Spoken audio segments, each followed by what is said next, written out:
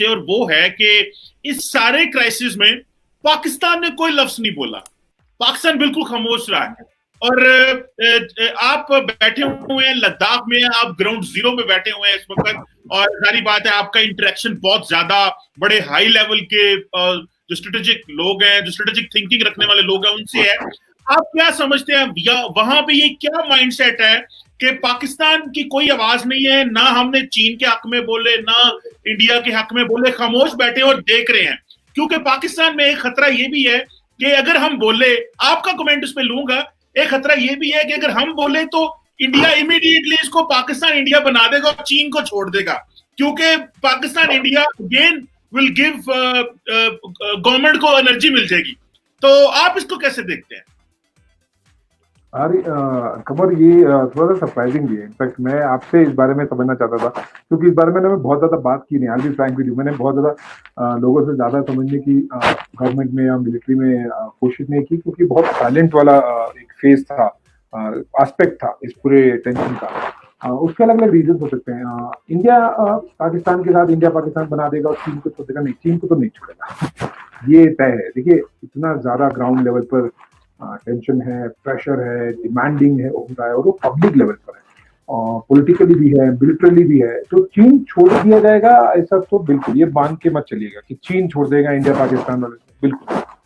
हाँ, Indian military का preparedness to front war के लिए जरूर है, और वो तीनों परिणाम में मुझे देखने मिला है कि अगर हम चीन के साथ लड़ेंगे तो हो सकता है पाकिस्तान के साथ में भी उसी टाइम पे लड़ना पड़े। तो उसकी प्रिपेयरनेस तो है, लेकिन this is little surprising as well कि पाकिस्तान बोल नहीं रहा है, कुछ भी नहीं बोला।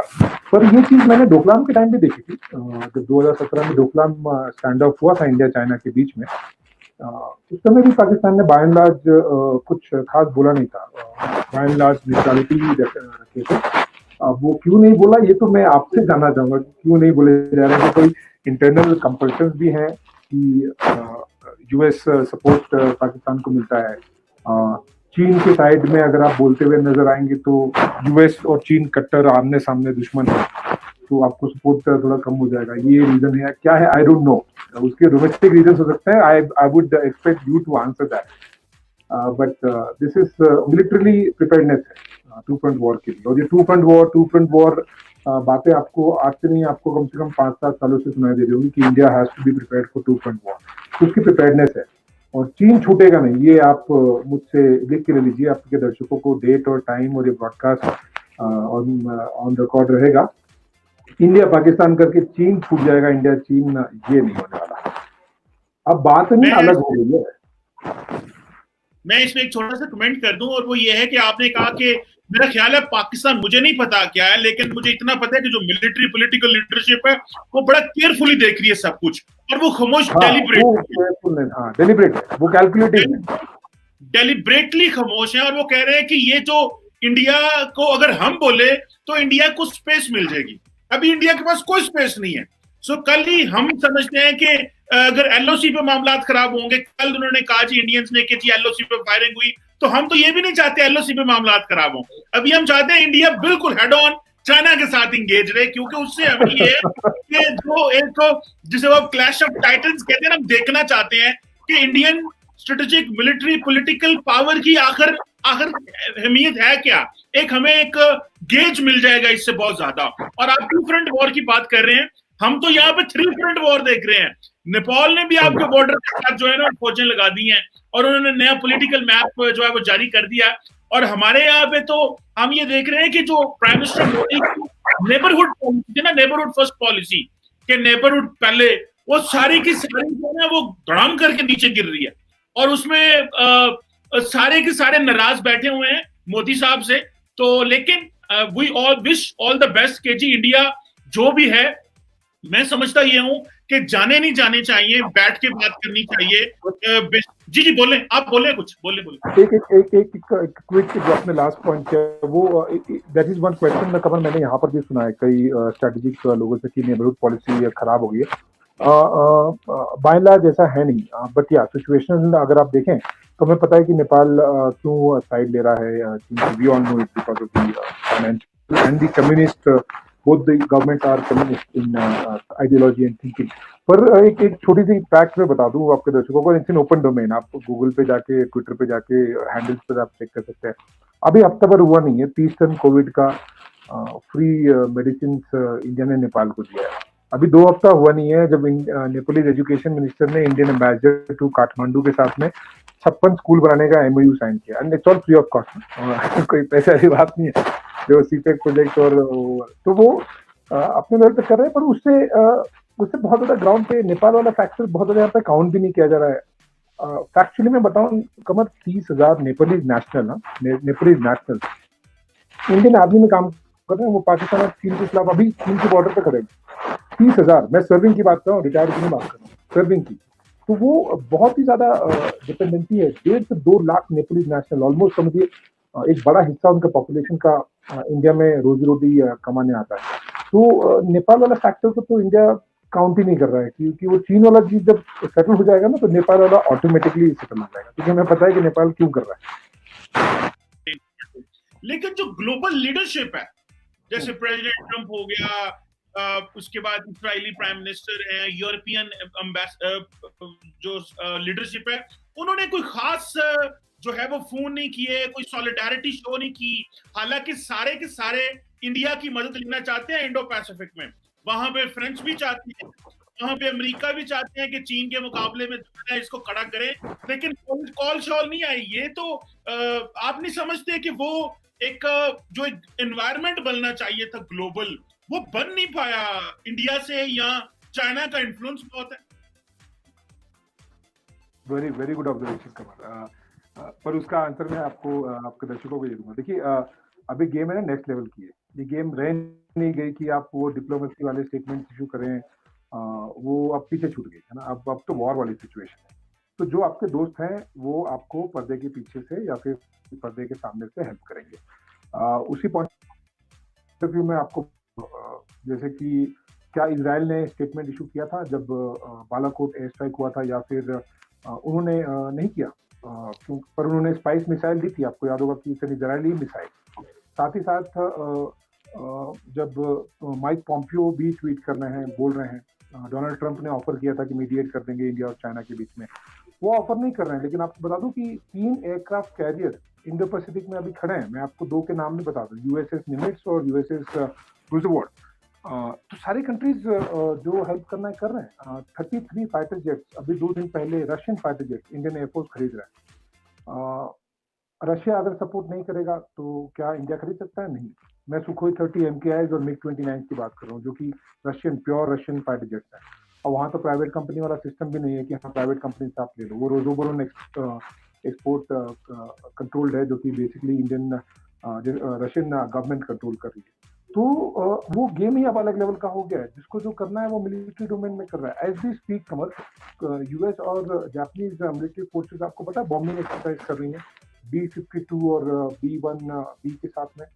वो अलग लेवल पे ही अब चली गई है बातें। स्टेटमेंट करना, फोन कॉल्स करना, ये सब मायने अब रख नहीं रहे। देखिए खून बह जाता है और जब जान चली जाती है ना, तो ये कंडोलेंस मैसेज उनके एम्बेसडर्स कर देने, बस हो गया। बाकी अब तो इंडिया को भी कंडोलेंस मैसेजेस नहीं चाहिए। अब तो ये चाहिए कि बस कौन क्या हेल्प कर रहा है, एक्चुअली प्रैक्टिकली आप बताओ क्या कर रहे हो। तो अब तो बात इस लेवल पे चल रही है। कंडोलेंस मैसेज, लेटर्स और फोन कॉल्स वाली बातें हैं। बिल्कुल सही है, क्योंकि मैं इसको देख रहा था, बल्कि मैंने जो इस चीज को ऑब्जर्व किया वो तो कर ही रहा था, बल्कि जो हमारी जो इंडिया की एम्बेसी इस्लामाबाद में है, उन्होंने 2 दिन पहले एक फेक डोनाल्ड ट्रंप की ट्वीट रीट्वीट कर दी, और वो जी के आई स्टैंड विद इंडिया। तो वो जब मैंने देखा तो मैंने उसको अकाउंट को खोला तो 5,500 फॉलोअर थे ट्विटर उसके ट्रंप के। तो मुझे जो मैंने फीलिंग ली, मैंने कहा कि इंडिया जो है इज इन डेस्परेट नीड कि उसको वो इवानिका ट्रंप के उसके इजरायली प्राइम मिनिस्टर के फेक अकाउंट्स को रीट्वीट किए जा रहे हैं हजारों की तादाद में, कि जी वो एक मैसेज आया है। तो वहां से जो फिर मैंने उसको जब पॉइंट आउट किया, आपके जो आलूवालिया साहब हैं यहाँ पे इस्लामाबाद में ट्विटर पे, तो उन्होंने उसको डिलीट कर दिया फौरन। तो वहां से हमें थोड़ा अंदाजा होता है कि India is in desperate need कि उसको मिले। सारी बात है, एक मिलना भी चाहिए, लेकिन हम अगर पाकिस्तान होता, आपने वो एक सर्जिकल स्ट्राइक की थी फेक सी, तो सारी दुनिया बोल पड़ी थी, लेकिन चाइना कोई नहीं बोला। ये एक इसका मतलब यह है कि इंडिया को थोड़ा केयरफुल रहना पड़ेगा अपनी वो बैलेंसिंग एक्ट में। तो आशीष सिंह साहब ये बताइएगा, बस एक भी सवाल आपसे, मुझे पता है आपने उसके बाद मसरूफ हो जाना है, कि 18 मुलाकातें हुई हैं प्रेसिडेंट शी की और प्राइम मिनिस्टर मोदी की। 18 मुलाकातों के बाद आप खुद भी कवर करते रहे हैं प्रेसिडेंट शी का, आपने इवेंट भी कवर किया था जब वो लास्ट टाइम आए थे। तो ट्रस्ट डेफिसिट, जो उन्होंने ट्रस्ट को ऊपर करने की कोशिश की वो तो किया, अभी इस वाकये के बाद ट्रस्ट डेफिसिट तो बहुत नीचे आ गया है। अभी तो बात करना, अगर भारत बात करना चाहेगा तो नरेंद्र मोदी साहब अनपॉपुलर हो जाएंगे। तो ये बताइएगा सर कि ये आशीष सिंह साहब, ये बात कैसे आगे चलेगी, वे फॉरवर्ड क्या होगा इसका? मैं आपके पहले वाले पॉइंट को बोलूं कि वो ऑब्वियसली वो टेक्निकल और एक सोशल मीडिया एरर होगा, और वो इंडिया में भी बहुत ज्यादा स्प्रेड हो गया था, वायरल जिसे कहते हैं, वो वाली चीजें बहुत लोगों को लग गया। जब तक आप उसमें एक्चुअली जाके देखेंगे वो ब्लू वेरीफाइड हैंडल भी नहीं, तो वो एक social media error Indian high commission की तरफ से हो सकता है। पर is India in desperate need of the support? ऐसा नहीं है वो, क्योंकि इंडिया के साथ भी जो उसको सपोर्ट मिलना है बाय एंड लार्ज वो सपोर्ट आ चुके हैं ऑलरेडी, और ओवर्ट और कोवर्ट दोनों सपोर्ट की मैं बात कर रहा हूँ। जिस तरह से हमने देखा था कि डोनाल्ड ट्रंप ने खुद सामने से ऑफर किया था कि मीडिएशन के बीच में, वो रीडिंग बिटवीन द लाइंस वाला ट्वीट था। इंडियन गवर्नमेंट ने सबसे पहले कहा था कि नहीं, हम बातचीत कर रहे हैं और वो सॉर्ट आउट हो जाएगा। तो उस ऑफर को इंडिया ने ही सामने से ठुकराया था, और वो मैं कोई बहुत महीनों और सालों पुरानी बात नहीं कर रहा हूँ, अभी 2 हफ्ते पुरानी ही बात है। उन्होंने, और वो वेरीफाइड हैंडल से ऑफर आया था, फेक हैंडल से नहीं। तो ये एक बात है। दूसरी बात, आपने दूसरा पार्ट ऑफ द क्वेश्चन जो मेन पार्ट था आपका कि कॉन्वर्सेशन को लेकर, अब मुझे नहीं लगता कि कॉन्वर्सेशन टॉप लेवल पे इतनी जल्दी होने वाली है। वो इसलिए क्योंकि मिड लेवल पर और जूनियर लेवल पर कॉन्वर्सेशन काफी हो रही है, मेजर जनरल रैंक लेवल पर भी हो रही है। आप देखिएगा कि शी जिनपिंग और मोदी के बीच में तो 18 मीटिंग हुई है। मैं आपको बता दूं कि 15 से कम मीटिंग पिछले 2 हफ्ते में इंडियन मिलिट्री लेवल पर नहीं, इंडियन मिलिट्री लेवल पर हुई है। 15 से कम नहीं, 15 से ज्यादा। डिप्लोमेटिक डोमेन में joint secretary East Asia Indian MESA और वहाँ के DG MOFA minister foreign affairs बातचीत कर रहे हैं वीडियो कॉन्फ्रेंसिंग के जरिए। तो बातचीत मिड और जूनियर लेवल पर हो रही है। पॉलिटिकल लेवल पर अब बातचीत का कुछ खास इमीडिएटली तो मतलब निकल नहीं रहा, जब तक आप इसे एक एटलीस्ट एक सेटिस्फैक्ट्री लेवल पर नहीं जाए। चीन को ट्रस्ट नहीं कर सकते हैं, इसलिए बातचीत अभी टॉप लेवल पे करना बहुत ज्यादा मुझे नहीं लगता कि बहुत सोच चल रहा है उस बारे में, या फिर बहुत होप होगी। और इंडिया में एक फीलिंग है, जो मैं आपको पहले क्वेश्चन में बता था कि प्रोटेस्ट इतने ज्यादा हो रहे हैं, इंडिया में ऑलरेडी वो फीलिंग है कि चीन को ट्रस्ट नहीं कर सकते आप। 1962 में भी वही हुआ था, जब पंडित नेहरू ने यूएनएससी सीट चीन को ऑफर कर दी थी, जो कि इंडिया को ऑफर हुई थी। तो उसके बाद में भी क्या हुआ, 1962 में वॉर हुआ। तो ये ट्रस्ट डेफिसिट इंडिया और चाइना के बीच में बहुत कम पहले से रहा है। अभी दोनों लीडर्स ने उसे उठाने की कोशिश की थी, पर अब इस तरह से अगर कोई मिलिट्री वाली बात करेगा तो फिर ऑब्वियसली आप बात की, तो मारपीट करेगा तो ऑब्वियसली फिर बात नहीं की जा सकती ना। तो ये वाली बात। दूसरी बात आपने कही कि अब आगे कैसा मुश्किल होगा। अब तो फ्री हैंड दे दिया गया है गवर्नमेंट की तरफ से मिलिट्री को कि आप अपने लेवल पे मुंह तोड़ जवाब दे दो, आपको सोचने और देखने की जरूरत है नहीं इंडियन गवर्नमेंट क्या सोच रही है क्या नहीं। इसी से इस बात का अंदाजा लग जा रहा है कि गवर्नमेंट फिलहाल इमीडिएट कोई कॉन्वर्सेशन करने की मूड में है नहीं, टॉप लेवल की बात है वो उस मूड में है नहीं। लेकिन क्योंकि इंडिया चाइना की बात है और दोनों ही रीजन में बहुत बड़े प्लेयर्स हैं, इंटरनेशनली भी बहुत बड़े प्लेयर्स हैं, तो बहुत सारी अलग चीजें हो रही हैं। फिर को बता दूं कि 23 तारीख को, जस्ट 2 दिन बाद आज से, रशिया, इंडिया, चाइना, RIC जो प्लेटफॉर्म बना था, तीनों के फॉरेन अफेयर्स मिनिस्टर्स बात कर रहे हैं। ये प्री शेड्यूल था, इस वक्त गैलविन वैली से और टेंशन से कोई लेना नहीं है, लेकिन बात तो कर रहे हैं, बात कैंसिल नहीं हुई है। अब रशिया हम जानते हैं कितना बड़ा इंपॉर्टेंट रोल प्ले करेगा। साथ ही साथ defence minister Rajnath Singh, Indian defence minister है, वो जा रहे हैं 23 तारीख को ही मॉस्को।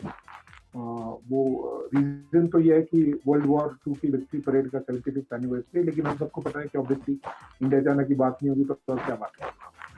तो बातचीत बहुत सारे अलग अलग डोमेन में चल रही है।